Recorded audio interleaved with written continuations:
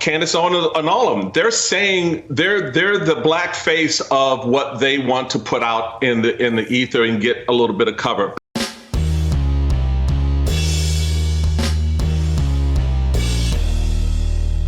How's everybody doing? My name is Anthony Brian Logan, and today we got to talk about Tiffany Cross of MS-13DNC, also known as MSNBC, complaining about Republican candidates who happen to be quote-unquote minority not really being quote-unquote true voices of color. Now, elephant in the room for me is, what exactly is a true voice of color? Should it be the guy that goes out there and says that abortion on demand is okay up until 8-9 months gestation? When the woman is dilating and about to give birth, oh, go ahead and abort the baby, is fine right now. Okay, or should we say defund the police and have the homicide rate go up 25%, 50%, 100% in quote-unquote black and brown communities?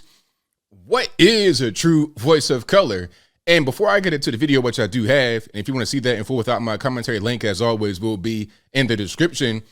But before I go any further, this just lets me know that quote-unquote diversity initiatives in the GOP or whatever don't make a lot of sense to these kind of people, because they don't care regardless.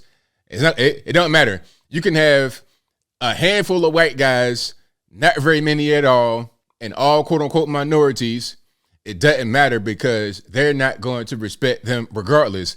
It's not even about a race thing. It's not even about not enough people of color. It's about the ideology that they don't like on the left. Now, let's go ahead and get into it.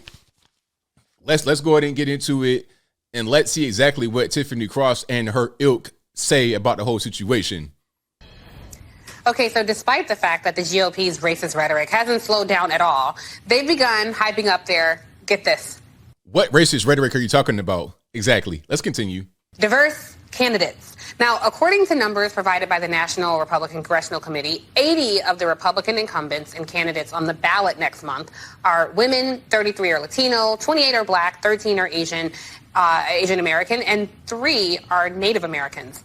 But faces of color do not always equate to voices of color. And as our own NBC's Scott Wong points out in his great reporting, the leadership will still be almost entirely composed of white men. So really, this sounds more like the political equivalent of some of my best friends are black. Well, joining me now is Lucy Codwell. She's back with us, political strategist. And a quick question. What does the color of the person in charge or a candidate running for office, or both, what does their color got to do with their leadership ability and what they bring to the table as far as being able to make sure things are operating efficiently and serving their constituents' needs? Why does color matter so much here? And my pal, Michael Steele, MSNBC political analyst and former RNC chairman. And Michael, I'm going to kick it off with you. How the mighty have fallen. You go from being the RNC chair to being on MS-13DNC with a tan vest and a purple shirt. It's a whole big mess over here. Because you and I have had this conversation so many times on camera and off camera. You're my only Republican friend, I think, my friend. Here's my thing, Michael. He's a Republican, I guess, in name only, kind of like Ana Navarro. Like I said, these are faces of color, not voices of color. The last voice of color I remember being active in the Republican Party was you, when Obama was in office. I mean, you at least felt like somebody I could understand and relate to.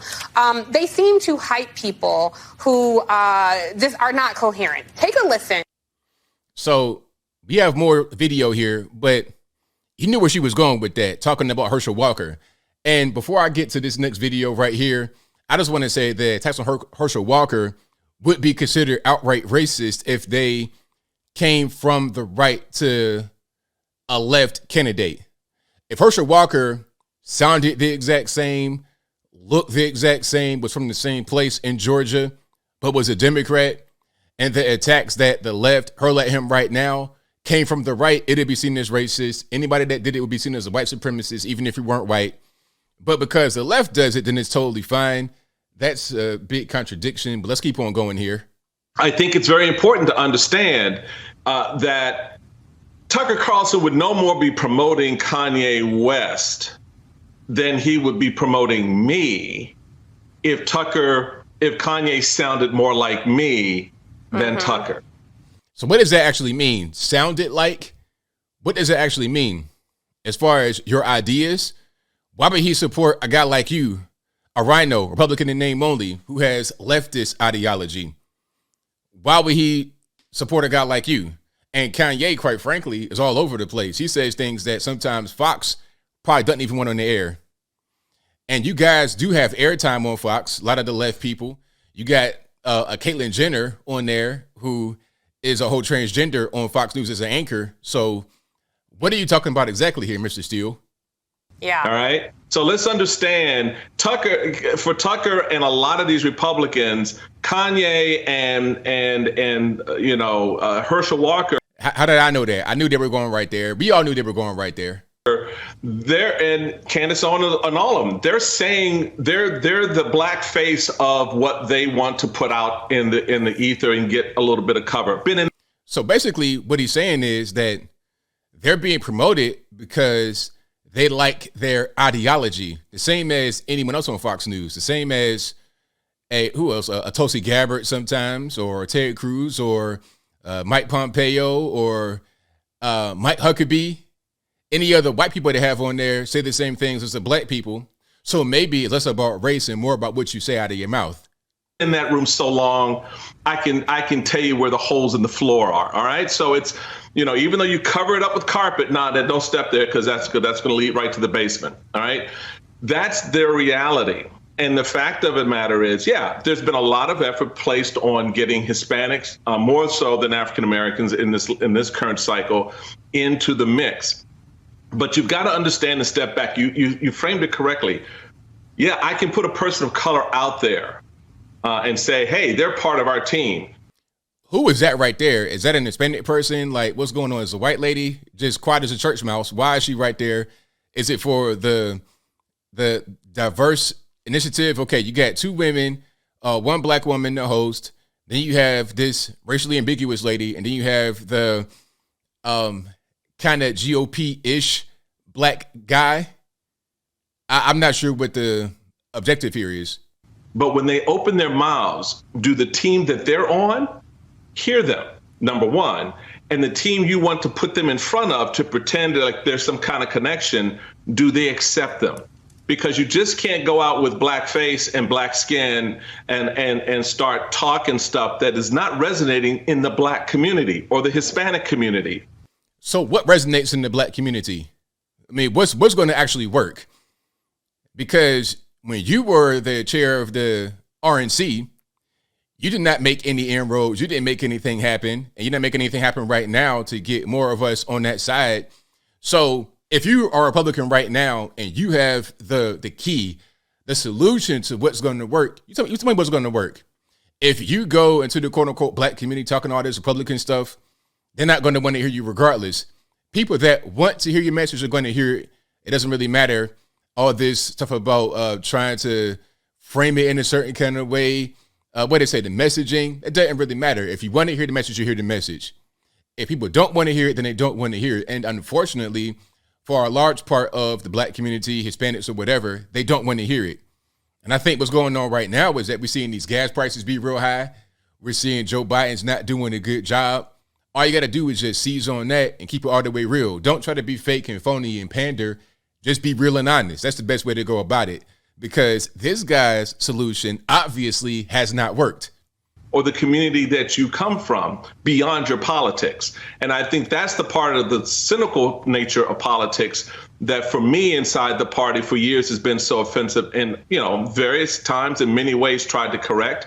And we had some success in that. But that's not where we are now. Okay, so that's that. That was Tiffany Cross and Michael Steele, the former chair of the RNC. How did he get to be the chair of the RNC with views like that? And again, I want somebody to, maybe I'm ignorant here. Maybe I just don't understand what's going on. But what is a true quote unquote voice of color? What should they say? Like I said, if you could say abortion on demand, that kind of stuff, that's totally fine. No guns, super high taxes, defund the police. But these things don't work in reality. If you go out there and say those things, you're accepted by the Tiffany Crosses of the world, by the Michael Steeles of the world, by any of these black leftists, Raphael Warnock, these people. But in reality, on the ground, it didn't help. So I'm trying to figure out what is the true voice of color, Black, Hispanic, Asian, whatever it is. And does that voice differ from any other voice? Isn't what's good for a Black, Hispanic, Asian, whatever, the same as what's good for a white person? Y'all tell me in the comments below, but I think I'll leave that right there for now. And what said you? How do you feel about what Michael Steele and Tiffany Cross said here? Were they correct, incorrect, whatever your thoughts are? Let me know in the comments below. You guys should pretty much know where I'm at with it. This was ridiculous, but nothing surprising. This is pretty much how they operate on that side, which is why many of us that are so-called people of color, coloreds, or whatever you want to call us right now in 2022, this is why many of us are leaving that side of the aisle, because we don't like that kind of language. You don't like that kind of rhetoric. We're leaving. We're going away. And none of this shame of language will get us to return. But whatever your thoughts are, please let me know in the comments below. And that's all I got to say for this video. If you like what you heard, please comment, rate, share, and subscribe. Peace.